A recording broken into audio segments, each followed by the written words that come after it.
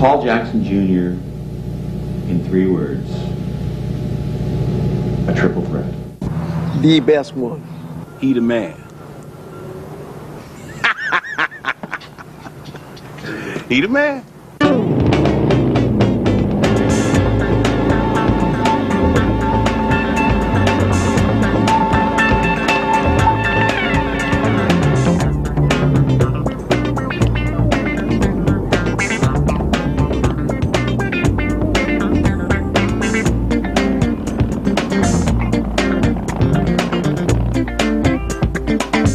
The big day, showing up to the gig. Rhythm guitarist, apply here. They have guitar soloist apply too. This is great. Man. Gee, wonder what's wrong with that guy. Oh well. It's my big chance. Rhythm guitarist. Must be some problem. Nobody wants to play rhythm. Everybody's in line to be the soloist. That's kind of strange. Maybe he just doesn't understand. Oh well. Can't get no love. Oh well. Hi, I'm Paul Jackson Jr., and welcome to the science of rhythm guitar. You know, rhythm is so important for today's guitarist, especially when you consider the fact that for every solo taken, there are at least 10 rhythm parts that need to be played. So it is of paramount importance that you become not only a great soloist, but a great rhythm player as well. And in today's curriculum for guitar players, rhythm unfortunately is overlooked too much of the time. But I'm here to fill that void. So get up, pick up your guitar and your manuscript paper, your tuner and your guitar picks, and come with me as we enter the laboratory to study the science of rhythm guitar.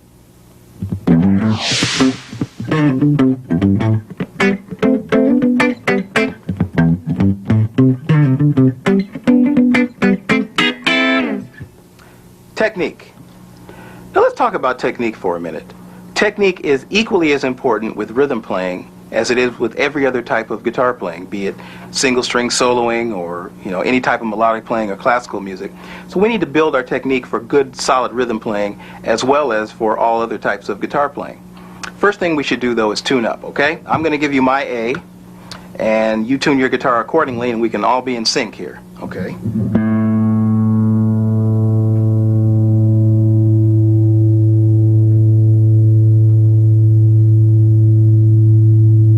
I'll give it to you one more time, just for you slow folks. No, one more time.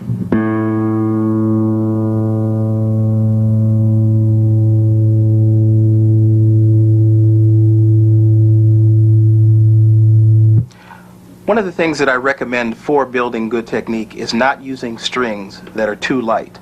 For certain playing situations, you need to use 9s or even 8s.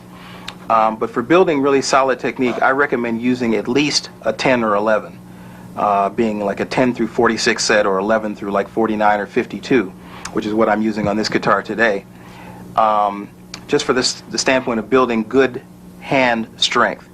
Also, from the standpoint of picks, I don't recommend using a pick that's too light. If you use a pick that's too light, you can never get the timing really correct between your left hand and your right hand for good rhythm playing. So I always use at least a heavy pick, and I like the triangular shaped ones. You notice this one has my name on it. I use the triangular shaped ones, but the teardrop ones are fine as well. Whatever suits your hand size and your playing style is fine. Okay, so let's talk about actually playing. One of the things I use for timing between the left hand and the right hand is just playing simple 1-octave scales.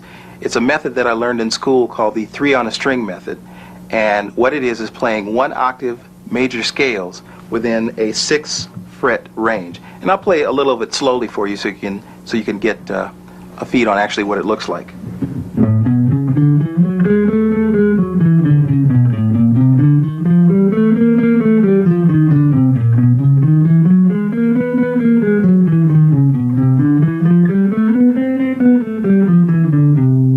I recommend always practicing with a metronome.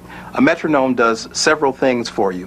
One of the things that it does, it forces you to play in time. If you're playing along with your metronome at any tempo and you realize that you're not with it, that means that you're either rushing or you're lagging behind. Another thing that a metronome does is it forces you to not stop, because a lot of times we'll like get stuck on a phrase or get stuck in the middle of something, or something doesn't sound very good and we'll want to stop, and a metronome kind of pushes you along into continuing. Third thing a metronome does is it helps or it assists in the timing between your left hand and your right hand. So it's always a good idea to practice with a metronome and always practice in tune. So we're going to play a little of the 3 on a string method in time at a tempo of about 108, and I'll show you what it looks like, and you'll get an idea.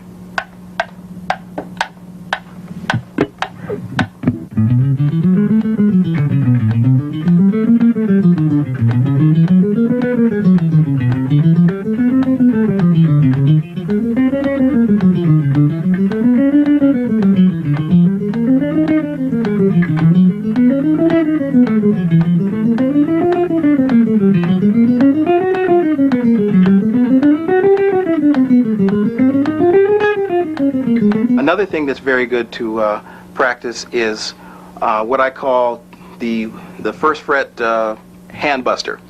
And it's a very simple exercise that's very good for building left hand strength, or if you're left-handed, right hand strength. You alternate between your first and fourth, first and third, and first and second fingers. You go down the strings, go up 1 fret, go up the strings, go up 1 fret, and go down again. The exercise goes something like this. Once again, I recommend always using a metronome. We're going to take it a little bit slower because speed is not what's most important here. It's accuracy, okay? So it looks a little something like this.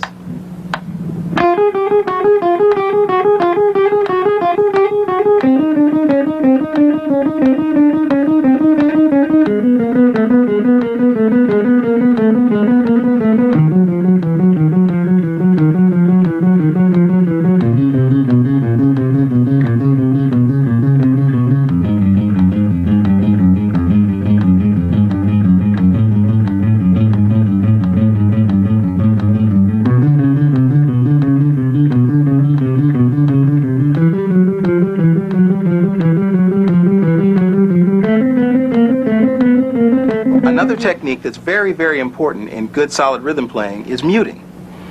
Muting is something that we kind of take for granted, but it's something that should be practiced as part of your technique practice. Let's just take a simple C scale, and we're going to play it in 8th notes, but we're going to practice the muting technique. Now, muting will vary from the type of guitar you're playing, from the fact if you have a tremolo or if you don't have a tremolo, the scale of your neck, and also the size of your hands. What you want to do is place the outside of your palm right in front of your bridge, being careful not to push the guitar out of tune, especially if you have a tremolo, and not to choke the sound too much. What you want to practice or listen for is the right tone. The first thing we're going to practice is up and down strokes. So I'm going to take the outside of my palm, put it right in front of the bridge, and go up and down, and we're going to play that C scale.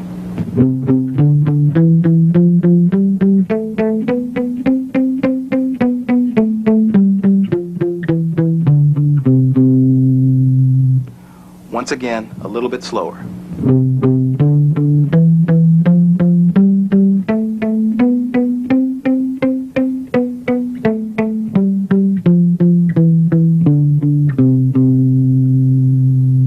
Okay, now we're going to try that same C scale with only downstrokes.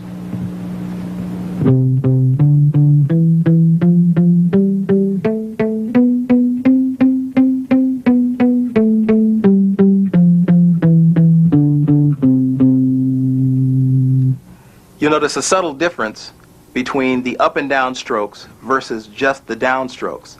And it's these subtleties that will personalize your own rhythm playing. And you should not only practice just single strings or just single notes by themselves, practice a few intervals. Practice, you know, like fifths, for instance, like the old rock and roll kind of thing.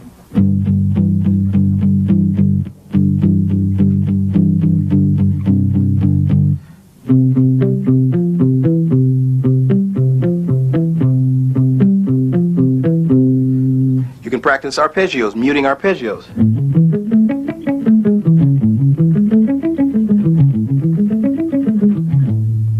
Okay? You can practice intervals like thirds. Thirds are very good to practice muted.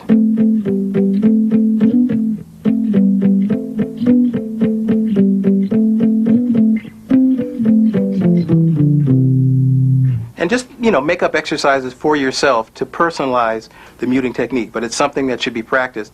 And once again, you want to concentrate on the end result, which is a good, solid, muted tone. Not too choked off, not too open, but just right.